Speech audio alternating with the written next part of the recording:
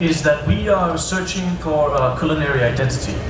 We don't have a developed cuisine or a developed eating habit. So the idea of us using the products that surround us only is not because we believe they're better or not to reduce mileage in how to source ingredients. It's to allow us to fully explore the diversity that we have. I'm sure in the future there will be a few drops of olive oil in our cuisine.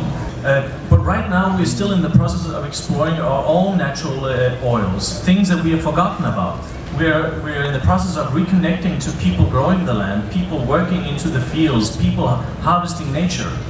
And I believe that is the answer for our search right now, is that we start with the people that are in the soil, with the land. That dialogue, that connection or that reconnection is key to somehow discovering who we are as a people and how we are to cook. It's extremely complicated, the idea of taking the sum of the people we are, the ingredients we have, onto a plate. And in terms of technique, I mean, if you go back in time, way back in time, we, all the chefs, all the people around the world, we have one thing in common in our cuisines, which is the fire. And in that sense, that brings us all together. That is the technique that started us all. For me, this idea of somehow a culinary identity doesn't start with the idea of techniques.